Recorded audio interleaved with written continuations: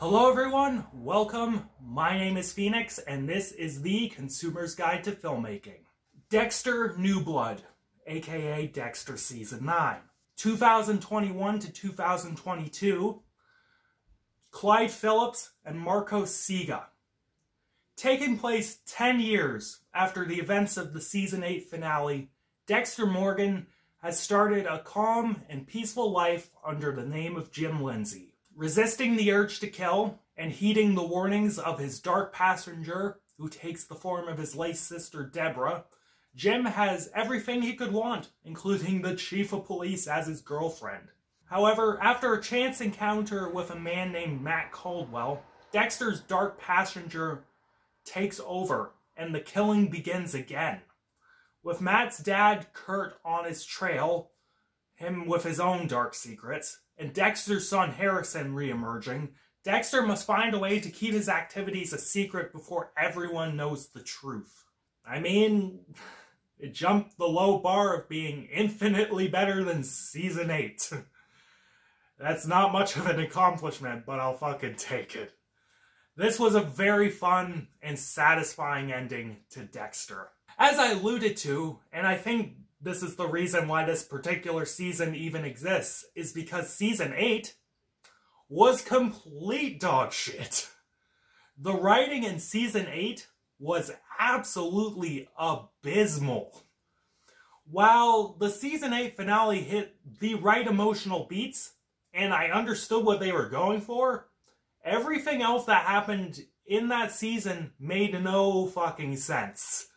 The ending felt unearned, and felt completely flat because of the nonsensical plot that led up to it. This season, however, earns the ending and fixes so many problems that plagued that previous season. The writing in Season 9 reaches the low bar of making some semblance of sense. I will gladly concede, though, that Season 9 is not particularly intelligent. The plot can have its moments of sheer convenience and silliness. There was a plot thread that was dropped after a couple episodes for no particular reason, and never talked about again. I don't know why, but that is really lazy. The plot, in general, was also incredibly predictable. Yeah, it sets the pieces up, but it telegraphs its bullshit a mile away. The dialogue could also be really on the nose, and it spells out the point for you at times. But to its credit, a lot of the strengths of the show are more apparent this season. The writing is generally compelling and it keeps the plot moving at a brisk pace. Its pieces are set up in a more logical way than Season 8, and everything pretty much lines up despite any contrivance or convenience. The dialogue in Dexter, at its best, is something I have a soft spot for, because the writers really know how to play with dramatic irony. Using it for both comedic and dramatic purposes, Dexter's narration is so fun, and we get to hear and know what Dexter is doing at all times. But no one else really does. Hearing the narration chime in and having Dexter essentially go, "Lol, it's me, and you don't know, neener neener," is really funny.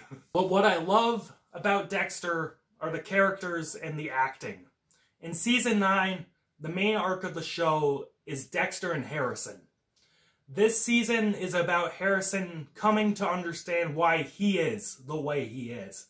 And that is because he is just like Dexter. Born in blood, they desire and relish in hurting people, but Dexter tries to keep Harrison away from that. He tries to keep himself away from that because he wants to be normal. But with things unraveling around him and his son's urges unable to be kept at bay, Dexter feels that the best thing to do is teach Harrison the code. Despite the chaos, Dexter and Harrison seem to have fully bonded in blood.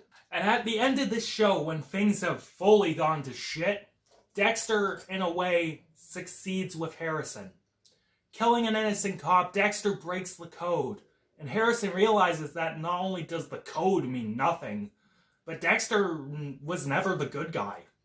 In order to live a normal life, the life Dexter wanted for Harrison, Harrison kills his father. He realizes that Dexter did the right thing by abandoning him. The Dark Passenger is a curse, and Dexter could never have given him a normal life even if he wanted to. Unless Harrison has those dark urges, let me stay dead, was the line in the letter or something to that effect. Harrison read that letter. He understood, and now he drives off. As the credits roll, the truck drives through the night. Nothing but open road ahead of it. A new life awaits him, one that is hopefully normal. And in this show, Michael C. Hall returns as Dexter, and this is the role he was born to play. He can transition so well between the charming everyman and the cold-blooded psycho, but with Dexter, the difference is subtle. Dexter the killer is as charming and as nice as Dexter the dude. And Michael C. Hall nails that transition so seamlessly, showing incredible low-key emotion really well. We also have Jack Alcott as Harrison Morgan, who crushes it. He plays the scorned teenager type really well and shows a great range. Julia Jones also has a great performance as Chief Bishop. Okay, what I'm trying to say is that this performance is really good because of her ability to portray this emotional arc of someone who is getting thrown into the shit and her trust slowly eroding. That sort of thing. Yeah. Anyways, continue. Along with Clancy Brown, that legend, crushing it as usual, and Jennifer Carpenter playing the Dark Passenger, Deborah Morgan, really well. The cast works well with this material, and the performances can sometimes really elevate it. Technically speaking, the show has elements that I really do like. The cinematography and editing is at times really good. There are some beautifully framed shots and sequences that play with lighting, and the camera movements could be really slick.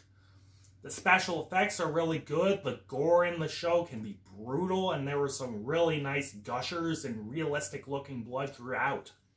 The score and soundtrack is another thing I like. The score is minimal and uses some light strings very occasionally. The final credits piece, which fit perfectly at the end, this light scraping violin thing, was really pretty. The licensed songs throughout the show that were used were dope and just ran the gamut. Classic rock, singer-songwriter stuff, old-timey pop music, modern pop music. Every song fit the scene. They were all bangers, and I loved it. As an ending to Dexter, I feel this season leaves me so much more satisfied than Season 8. While Season 9 has its own issues with the writing, the scripts emphasize more of what made Dexter so good at its peak. The characters were great, the acting was great, the filmmaking was solid. It was just a fun season of television. While I would rank it on the lower end of things, it is closer to peak Dexter than it is to dogshit Dexter. If you're a fan of this show, give it a go, but I wouldn't blame you if you were leery or you might end up disappointed. And I am feeling a 6 to a 6.5 out of 10 on this one. It's closer to a 6.5 than a 6. And this might change if I rewatch the show in its entirety. Catch you later, guys.